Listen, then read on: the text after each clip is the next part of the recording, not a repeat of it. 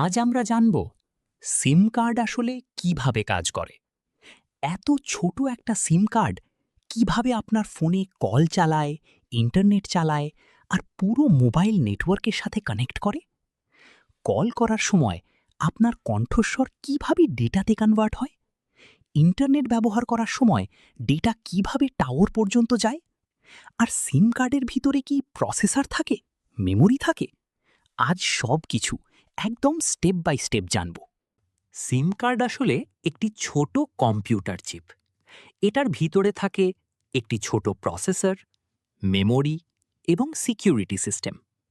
মানে সিম কার্ড শুধু প্লাস্টিক না, এটা একটি মিনি কম্পিউটারের মতো কাজ করে। সিমের ভিতরে সাধারণত থাকে সিপিইউ বা processor, ROM memory, RAM memory, EEPROM storage, security circuit. এই প্রসেসর খুব ছোট, কিন্তু এটা সিকিউরিটি আর নেটওয়ার্ক কমিউনিকেশন হ্যান্ডেল করে। সিমের ভিতরের প্রসেসরের কাজ হল নেটওয়ার্কের সাথে সিকিউর কমিউনিকেশন করা। যখন ফোন সিম পড়ে, সিমের প্রসেসর অ্যাক্টিভ হয়। তারপর এটা ফোনের সাথে ডেটা এক্সচেঞ্জ করে। সিম প্রসেসর চেক করে সিম অরিজিনাল কিনা, নেটওয়ার্ক ম্যাচ করছে কিনা, সিকিউরিটি কি ঠিক আছে কিনা। এই সব কাজ সিমের ভিতরের ছোট সিপিইউ করে। সিমের ভিতরে সিকিউরিটি কি থাকে, এই কি মোবাইল কোম্পানির সার্ভারের সাথে ম্যাচ করে। যদি কি ম্যাচ না করে, নেটওয়ার্ক অ্যাক্সেস দেয় না। এই কারণে সিম ক্লোন করা যখন আপনি কঠিন। ফোন অন করেন, ফোন প্রথমে সিমের চিপ পড়ে। ফোন আর সিমের মধ্যে ইলেকট্রিক্যাল কানেকশন তৈরি হয়। তারপর ফোন সিমের প্রসেসরের সাথে কমিউনিকেশন শুরু করে। ফোন জিজ্ঞেস করে, তুমি কোন নেটওয়ার্কের? সিম উত্তর দেয়, আমি এয়ারটেল বা আমি জিও। তারপর সিম তার আইএমএসআই নাম্বার ফোনকে দেয়। এরপর ফোন এই আইএমএসআই নাম্বার মোবাইল টাওয়ারের মাধ্যমে মোবাইল কোম্পানির সার্ভারে পাঠায়। এখন প্রশ্ন, ফোনের ডেটা টাওয়ার পর্যন্ত কিভাবে যায়? ফোনের ভিতরে থাকে অ্যান্টেনা। এই অ্যান্টেনা রেডিও ওয়েভ তৈরি করে। যখন আপনি কল করেন বা ইন্টারনেট চালান, ফোন ডেটাকে রেডিও সিগন্যালে কনভার্ট করে। এই রেডিও সিগন্যাল এয়ারের মধ্যে ছড়িয়ে যায়। টাওয়ারের অ্যান্টেনা সেই সিগন্যাল রিসিভ করে। এখন সবচেয়ে মজার বিষয়, আপনার ভয়েস কিভাবে ডেটাতে কনভার্ট হয়। যখন আপনি কথা বলেন, ফোনের মাইক্রোফোন আপনার ভয়েস ক্যাপচার করে। ভয়েস আসলে এয়ার ভাইব্রেশন। মাইক্রোফোন এই ভাইব্রেশনকে ইলেকট্রিক্যাল সিগন্যালে কনভার্ট করে। এরপর ফোনের প্রসেসর এই সিগন্যালকে ডিজিটাল ডেটাতে কনভার্ট করে।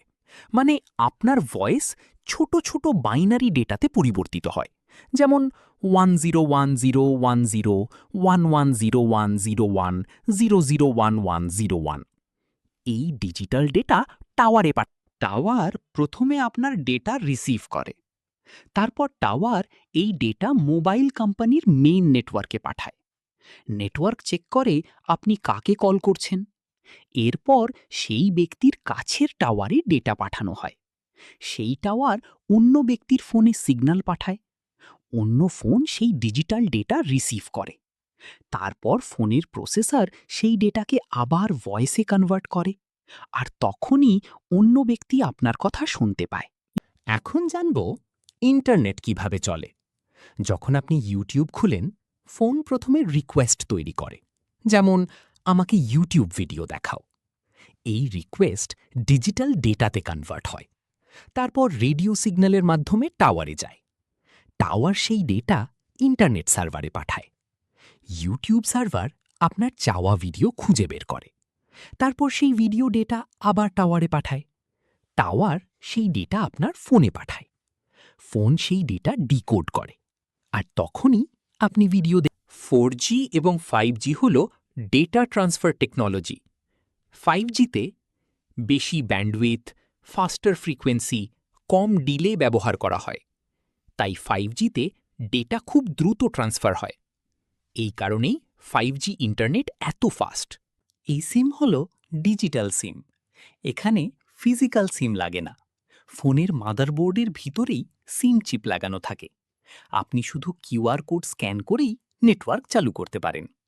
এখন নিশ্চয়ই বুঝতে পারলেন, ছোট্ট একটা সিম কার্ডের ভেতরে প্রসেসর, মেমারি, সিকিউরিটি সিস্টেম সব কিছু থাকে। আর কল আর ইন্টারনেটের সময় আপনার ভয়েস এবং ডেটা রেডিও সিগন্যাল হয়ে টাওয়ার পর্যন্ত যায়।